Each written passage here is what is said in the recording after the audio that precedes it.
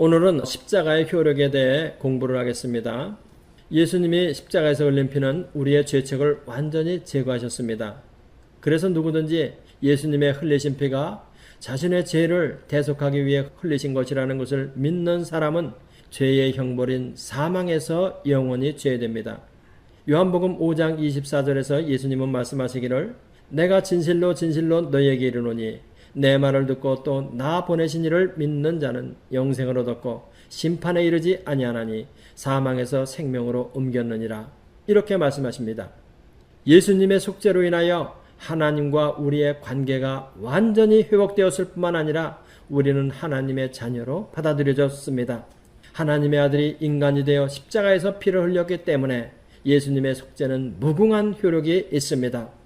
예수님의 속죄의 효력을 한 가지씩 검토를 해보면 제일 먼저 reconciliation이 있습니다. reconciliation, propitiation이라고도 하죠. 우리말로는 좀 어렵지만은 유화라는 말을 씁니다. reconciliation은 무엇이냐면은 예수님의 십자가의 죽음으로 인하여 하나님의 진노가 사라지게 되었어요. 예수님의 십자가의 죽음으로 인하여 우리에 대한 하나님의 진노가 사라지게 되었다. 이것을 유화라고 말합니다. 예수님이 십자가에서 죄의 형벌을 대신 받으심으로 인하여 우리에 대한 하나님의 진노의 원인이 제거되었어요. 할렐루야.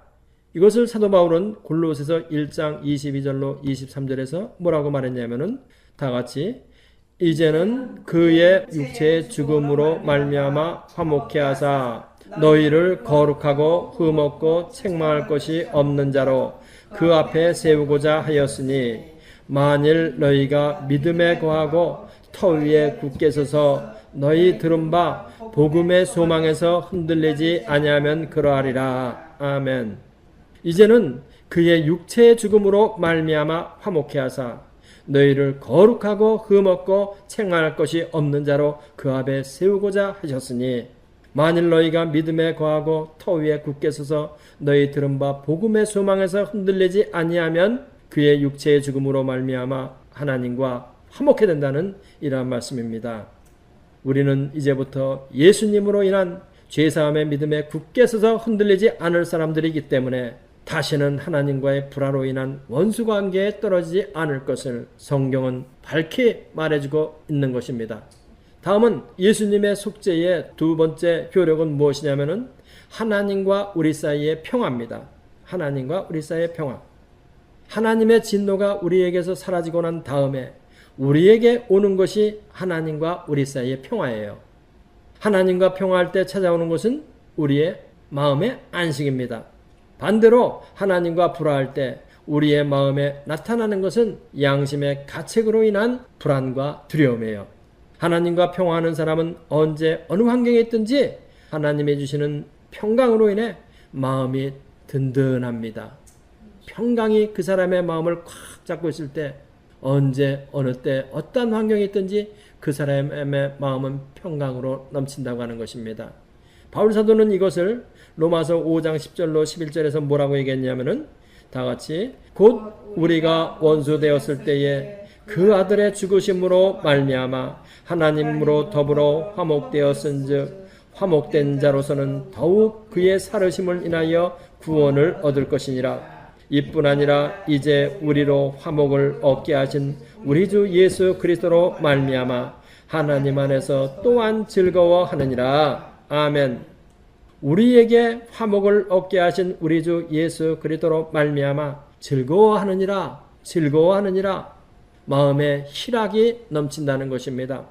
언제 어떠한 환경이 있든지 마음의 평화와 즐거움, 이것이 하나님과의 화평의 표시인 것입니다. 하나님과 나와의 불화가 사라진 그 증거가 무엇이냐? 그것은 우리의 마음속에 넘치는 평강과 즐거움입니다. 아멘. 다음은 예수님의 속죄의 세 번째 효력은 무엇이냐면은 구속입니다. 구속, 리뎀션. 예수님의 십자가는 어떠한 능력이 있어요? 구속의 능력이 있습니다. 구속이라는 것은 무엇이냐? 속전을 주고 랜섬을 주고 다시 사는 것을 말합니다. 예수님이 십자가상에서 요한복음 19장 30절에 보면 뭐라고 되어 있냐면은 예수님이 신포도들을 받으신 후 가라사대 다 이루었다 이렇게 말씀하셨어요. 신포도주를 받으셨다는 말은 이스라엘 속담에 조상이 신포도를 입에 물으니 자손의 이가 시다는 말에서 온 것으로 조상으로부터 내려오는 모든 죄의 형벌을 예수님이 다 갚았다 이런 뜻입니다. 그래서 다 이뤘다는 것은 테텔로스타이로서 디스차지했다. 빚을 갚을 의무를 해소시켜버렸다. 이런 뜻이에요.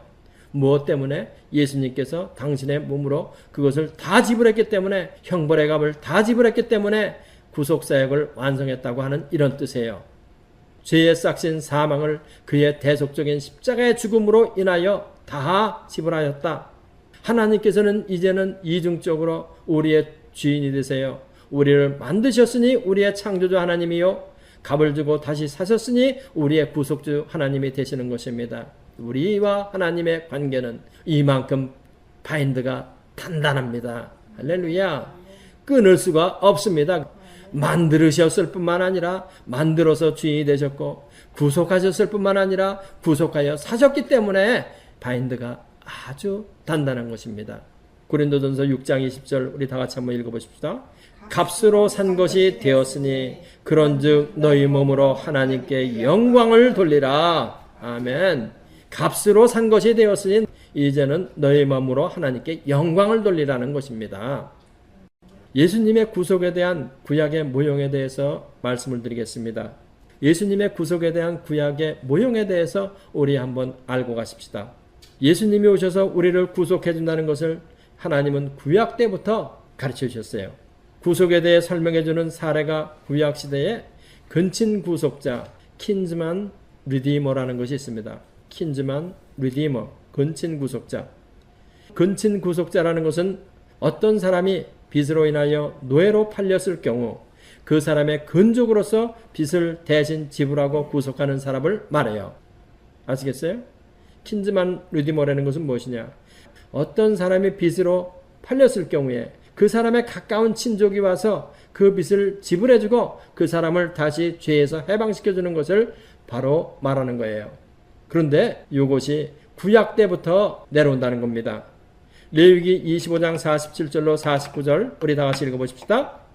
너희 중에 우고하는 이방인은 부요하게 되고 그 곁에 사는 너희 동족은 비난하게 되므로 너희 중에 우고하는 그 이방인에게나 그 족속에게 몸이 팔렸으면 팔린 후에 그를 속량할 수 있나니 그 형제 중 하나가 속하거나 삼촌이나 사촌이 속하거나 그 근족 중 누구든지 속할 것이니라. 팔린 후에 그를 속량할 수 있나니 그랬어요. 팔린 후에 그를 속량할 수 있나니. 여기서 속량이라는 말이 바로 구속할 수 있나니 이런 뜻이에요. 구속, 리딤할 수 있나니 이런 뜻이란 의미예요. 이 구절들이 의미하는 바는 무엇이냐면은 이스라엘 사람들이 가나안 땅에 들어갔을 때 이스라엘 사람들이 가난하게 되어 가나안 땅에 거하는 이방인에게 돈을 빌린 후 갚지 못하여 빚으로 인해 노예로 팔렸을 경우 그 팔린 사람의 가장 가까운 형제나 친척이 그 빚을 갚고 노예에서 다시 해방시킬 수 있다는 것을 의미하는 거예요.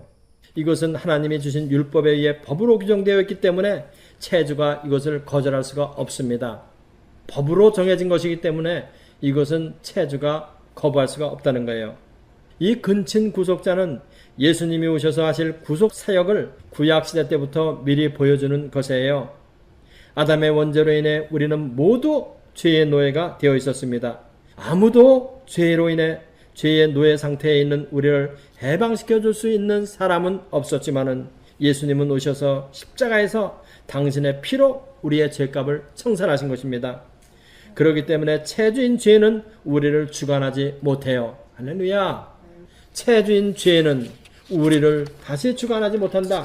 이것을 사도 바울은 로마서에서 명백하게 얘기했습니다. 그렇기 때문에 우리는 예수님의 피로 인하여 하나님께 의롭다함을 받아 죄에서 해방된 자들이 된 것이에요. 해방된 자들입니다. 여기서 근친 구속자 킨즈만 리디머가 될 수 있는 자격은 무엇이냐면은 킨즈만 리디머의 자격, 첫째는 친척이어야 돼요. 가까운 친척, 생면부지에 남이 와서 해주는 건 효력이 없습니다. 그 다음에 둘째는 강제가 아니고 자발적으로 리딤을 할 의사가 있어야 한다는 거예요. 강제가 아니다. 자기가 자발적으로 자기의 친족을 리디머할 의사가 있어야 된다. 세 번째는 이런 조건을 갖춘 리디머가 나타나면 채주가 거절할 수 없는 것입니다. 근친 구속자가 값을 지불하면 법적으로 완전히 해방되는 거예요. 채주가 다시 소유권을 주장할 수 없습니다. 우리의 근족인 예수님은 이 조건을 모두 만족시키신 분입니다. 예수님이 오셔서 그의 핏값으로 우리를 다시 사시고 우리를 값없이 의롭게 해주셨어요. 이것은 완전한 법적 효력이 있습니다. 죄는 의로운 우리에게 소유권을 다시 주장할 수 없습니다. 로마서 6장 14절 우리 다 같이 죄가 너희를 주관치 못하리니 이는 너희가 법 아래 있지 아니하고 은혜 아래 있음이라. 아멘. 죄가 너희를 주관치 못하리니 이는 너희가 법 아래 있지 아니하고 은혜 아래 있음이라. 하나님께서 모세를 통하여 주신 이 율법은 그리스도께서 이 세상에 오셔서 성취하실 일을 모형적으로 보여주는 것입니다. 할렐루야. 다음은 예수님의 구속의 효력의 네 번째 것은 무엇이냐면은 제사의 효력이 있다. sacrifice, 제사의 효력이 있다. 이것에 대해서 공부를 하십시다. 예수님의 십자가는 제사의 효력이 있어요. 구약의 제사가 설정된 이유는 무엇이냐면은 죄로 인한 하나님의 진노와 저주를 멈추게 하기 위함이에요. 아시겠어요?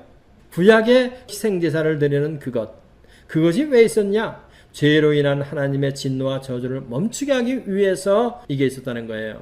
그래서 우리들 그전에도 공부한 적이 있지만은 하나님의 율법궤와 하나님 사이에 그 사이에 무엇이 있어요? 속죄소가 있었지요. 그 속죄소가 있는 이유는 무엇이냐면은 하나님께서 하나님의 법궤 안에 있는 그 율법으로 이 세상을 판단할 때는 하나님은 진노하실 수밖에 없지만은 그러나 그 하나님과 법궤 사이에 속죄소가 있기 때문에 하나님의 진노가 멈출 수 있다는 것이에요. 이렇게 구약의 제사가 설정된 이유는 무엇이냐면은 죄로 인한 하나님의 진노와 저주를 멈추게 하는 효력이 있다. 제사에는. 그러므로 예수님의 십자가의 제사로 인해 죄로 인한 하나님의 진노와 저주가 멈추게 된 것이에요. 이것이 레위기 17장 11절에는 무엇이라고 기록되어 있냐면은 다 같이 육체의 생명은 피에 있음이라 내가 이 피를 너희에게 주어 단에 뿌려 너희 생명을 위하여 속하게 하였나니 생명이 피에 있으므로 피가 죄를 속하느니라. 아멘. 생명이 피에 있으므로 피가 죄를 속한다. 죄를 속하기 위해서는 무슨 일이 있어야 되냐? 반드시 피를 흘려야 한다. 피 흘림이 없은즉 죄사함이 없다. 그래서 우리 주 예수님은 당신의 피로 우리의 속죄 제사를 삼으신 것입니다. 할렐루야. 예수님의 십자가에서 대속으로 인해 가지고 이젠 우리는 어떻게 되었느냐? 에베소 2장 19절을 보니까 이렇게 나와 있어요. 이제부터 우리는 외인도 아니요 손도 아니요 오직 성도들과 동일한 시민이요 하나님의 권속이라. 아멘. 우리는 어떠한 사람들이에요? 성도들과 동일한 시민이요 하나님 나라의 시민이요 하나님 나라의 백성이요 하나님의 권속이라 하나님의 식구가 된 것입니다. 무엇으로? 예수님의 십자가에서 흘리신 그 피의 무궁한 효력으로 인해서 아무것도 이것을 해줄 수 있는 능력 있는 것은 없지만은 오직 우리 구주 예수 그리스도의 피 그것으로 말미암아 우리에게 이 일이 이루어졌다고 하는 이것입니다. 하나님의 아들이 우리를 위해 직접 속죄 제물의 대심으로 말미암아 영원한 속죄가 이루어졌습니다. 모세의 율법에 따라 양의 피로 매일 드리는 제사는 임시방편이에요. 그러나 하나님의 아들이신 예수님은 자신의 몸으로 영원한 속죄 제물이 되심으로 속죄를 위한 무궁한 능력이 되셨어요. 히브리서 9장 12절 우리 다 같이 염소와 송아지의 피로 아니하고 오직 자기 피로 영원한 속죄를 이루사 단번에 성소에 들어갔느니라. 영원한 속죄를 이루사 영원한 속죄다. 그 다음에 또 한 가지 우리가 간과하지 말아야 할 중요한 사실은 무엇이냐면 예수님의 속죄제사로 인하여 우리의 양심을 씻을 수 있는 능력이 이제는 있게 되었다는 이것입니다. 구약시대 짐승의 피로 드리는 제사는 행동으로 지은 죄에 대한 제사법이기 때문에 마음으로 지은 죄에 대해서는 효력을 발휘하지 못합니다. 이것은 무슨 뜻이냐면은 구약에서 사람들에게 제사를 요구하는 그 이유는 무엇이냐면 그 죄에 대한 형벌을 대신해서 용서함을 받기 위해서 제물을 드리라는 것인데 마음으로 지은 죄에 대해서는 효력을 발휘 못해요. 어떻게 하라는 명령이 없으니까. 다시 말하면 이것은 구약의 속죄제사는 양심을 깨끗하게 하시는 능력이 없다, 이런 뜻입니다. 그렇지만 예수님의 피는 믿는 사람의 양심을 깨끗게 하세요. 이것이 구약과 신약의 현저한 차이입니다. 히브리서 9장 14절 우리 읽어보십시다. 하물며 영원하신 성령으로 말미암아 흠없는 자기를 하나님께 드린 그리스도의 피가 어찌 너희 양심으로 죽은 행실에서 깨끗하게 하고 살아계신 하나님을 섬기지 못하겠느뇨. 아멘. 흠없는 자기를 하나님께 드린 그리스도의 피가 어찌하여 너희 양심으로 죽은 행실에서 깨끗게 하고 살아계신 하나님을 섬기지 못하겠느뇨. 그럴 수가 있냐는 겁니다. 다음은 예수님의 고난에 참여하는 것이 주는 유익에 대해서 우리 다 같이 한번 생각해 보십시다. 현대교회의 병폐가 무엇이냐면 축복과 성공은 있는데 고난이 없습니다. 많은 사람들이 축복을 받기 위해 교회에 옵니다. 영광은 누리고 싶지만 예수님의 고난은 싫어합니다. 그러나 예수님의 고난에 동참하는 것은 우리의 경건에 도움이 됩니다. 장성한 신자는 고난에 참여하는 것을 기뻐합니다. 장성한 신자는 고난에 참여하는 것을 기뻐한다는 것. 사도 바울은 골로새서 1장 24절에서 뭐라고 얘기했냐면 다 같이 내가 이제 너희를 위하여 받는 괴로움을 기뻐하고 그리스도의 남은 고난을 그의 몸된 교회를 위하여 내 육체에 채우노라. 아멘. 그리스도를 위하여 그리스도의 남은 고난을 그의 몸된 교회를 위하여 내 육체에 채운다. 누구를 위하여? 너희를 위하여. 너희를 위하여 받는 괴로움을 이제는 기뻐하고 그리스도의 남은 고난을 그의 몸된 너희를 위하여 내 육체에 채운다. 할렐루야. 참 놀라운 깊은 신앙 고백입니다. 로마서 8장 17절 우리 읽어보십시다.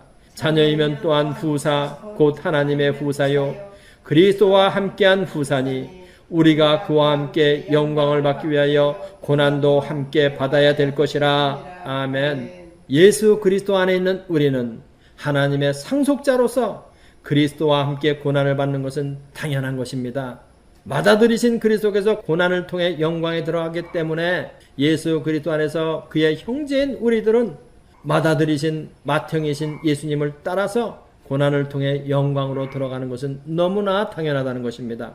그러면 그리스도 안에서의 고난이 왜 우리의 신앙의 성장에 도움을 주느냐? 사람은 누구나 고난을 싫어합니다. 고난이 닥치면 하나님께 매달리게 돼요. 기도하게 돼요. 하나님께 항복하는 것만이 살 길이라는 것을 고난을 통하여 깨닫게 됩니다. 다시 말하면 타고난 육성이 점점 약해진다는 거예요. 고난을 통해서 베드로 사도는 이것을 베드로전서 4장 1절로 2절에서 다 같이 그리스도께서 이미 육체의 고난을 받으셨으니 너희도 같은 마음으로 갑옷을 삼으라. 이는 육체의 고난을 받은 자가 죄를 그쳤음이니 그 후로는 너희로 다시 사람의 정욕을 쫓지 않고 오직 하나님의 뜻을 쫓아 육체의 남은 때를 살게 하려 함이라. 아멘. 사람의 정욕을 쫓지 않고 하나님의 뜻을 쫓아 육체의 남은 뜻을 살려면 우리의 육성이 제거되어야 됩니다. 그런데 이 육성은 어떻게 제거될 수 있느냐? 고난을 통하지 아니하고서는 잘 깨어지지가 않습니다. 더욱 깊은 신앙적 유익은 빌립보서 3장 10절로 11절에 있습니다. 사도 바울은 뭐라고 얘기했냐면 빌립보서 3장 10절로 11절에서 다 같이 내가 그리스도와 그 부활의 권능과 그 고난의 참미함을 알리하여 그의 죽으심을 본받아 어찌하든지 죽은 자 가운데서 부활에 이르려 하노니 그의 죽으심을 본받아 예수 그리스도의 십자가의 죽으심을 본받아 자기도 부활에 이르려 한다는 이것입니다. 몸이 죽는 거 부활의 그 영광 부활의 기쁨에 비하면 아무것도 아니기 때문에 사도 바울은 예수 그리스도의 죽으심을 본받아 자기도 죽은 자 가운데서 부활에 이르려고 한다는 것입니다. 사도 바울은 실제로 참수형을 받아 순교를 당했죠. 그리스도의 고난에 참여함으로 그의 부활의 권능을 깨달아 어찌하든지 자신도 죽은 자 가운데서 부활에 이르려 한다는 사도 바울의 신앙 고백입니다. 그러면 부활에 이르려 하는데 왜 그의 죽으심을 본받아야 합니까? 우리가 예수님의 고난에 참여할 때 예수님을 닮는 인격적 동화가 우리 안에 이루어진다. 이런 동화는 여러분의 교회 생활에서도 아마 비슷하게 체험한 적이 있을 것입니다. 교회의 어려운 시간을 함께 지난 성도들 간에는 깊은 인격적 신뢰와 동료의식이 생기죠. 마찬가지로 그리스도와 함께 고난에 참여함으로 우리와 예수님 간에 깊은 인격적인 신뢰가 생기게 되고 인격적인 교류가 깊어져서 예수님을 닮는 동화가 이루어지게 되는 거예요. 어시밀레이션, 예수님을 닮는 동화, 어시밀레이션이 이루어지게 된다. 고난과 신뢰를 통하여 예수님을 닮는 이런 어시밀레이션으로 인해서 예수님에 대한 이해가 깊어지고 고난을 통하여 영광 받으신 예수님의 부활을 더 깊이 깨달아 알게 되는 것입니다. 고난을 통하여 고난을 받으신 예수님과 영광의 부활을 더 깊이 깨닫게 된다는 거예요. 사도 바울이 이 비밀을 알았기 때문에 어찌하든지 그의 죽으심을 본받아 죽은 자 가운데서 부활에 이르려 한다고 하는 이러한 고백을 한 것입니다. 바로 이것이 고난의 비밀입니다. 그리스도인에게는 고난이 영광으로 통하는 길입니다. 그러므로 바울은 빌립보서 3장 17절로 14절에서 무엇이라고 말했냐면은 제가 읽어드리겠습니다. 무엇이든지 내게 유익하던 것을 내가 그리스도를 위하여 다 해로 여김은 내 주 그리스도 예수를 아는 지식이 가장 고상함을 인함이라. 내가 그를 위하여 모든 것을 잃어버리고 배설물로 여김은 그리스도를 얻고 그 안에서 발견되려 함이니 내가 그리스도와 그 부활의 권능과 그 고난의 참여함을 알려하여 그의 죽으심을 본받아 어찌하든지 죽은 자 가운데서 부활에 이르려 하노니 내가 이미 얻었다함도 아니요 온전히 이루었다함도 아니라 오직 내가 그리스도 예수께 잡힌 바 된 그것을 잡으려고 쫓아가노라. 형제들아 나는 내가 아직 잡은 줄로 여기지 아니하고 오직 한 일 즉 뒤에 있는 것은 잊어버리고 앞에 있는 것을 잡으려고 표대를 향하여 그리스도 예수 안에서 하나님이 위에서 부르신 부름의 상을 향하여 쫓아가노라. 아멘. 고난을 받으신 주와 함께 고난을 받음으로 하나가 되매 우리는 동참하는 것입니다. 그렇기 때문에 고난은 영광의 전주곡입니다. 그의 죽으심의 고난에 동참하는 것은 부활의 영광에 참여하는 조건이 됩니다. 할렐루야. 우리가 예수님의 고난에 참여하고 있다면 부활이 그만큼 가까이 있음을 의미하는 것입니다. 고난에 감추어진 비밀은 그것이 영광으로 통하는 길이라는 것, 우리 그리스도인들은 그것을 알아야 됩니다. 그러므로 우리는 이제는 그리스도의 부활의 영광에 참여하기 위해서 예수님의 고난에 참여하는 것을 오히려 기뻐하시는 여러분과 제가 되시기를 간절히 바랍니다. 다 같이 기도하십시다. 할렐루야. 우리 아버지 감사합니다. 고난이 없이는 영광에 이르지 못합니다. 예수님이 그런 길을 가셨기 때문입니다. 우리는 이 예수님의 가신 그 길을 잘 따라서 잘 본받아서 그 길을 잘 갈 수 있도록 저희들을 축복하여 주시옵소서. 어려움이 있는 것은 바로 거기에 부활의 영광이 있기 때문입니다. 확실히 믿고 가는 저희들 될 수 있도록 축복하여 주시옵소서. 믿습니다. 예수님의 이름으로 기도합나이다. 체계적으로 공부를 원하시는 분은 다음 주를 계속하시길 바랍니다. 이 성경 공부를 하신 분은 곧바로 라이크 버튼을 눌러주세요. 여러분의 수고가 하나님 나라 확장에 큰 도움이 됩니다.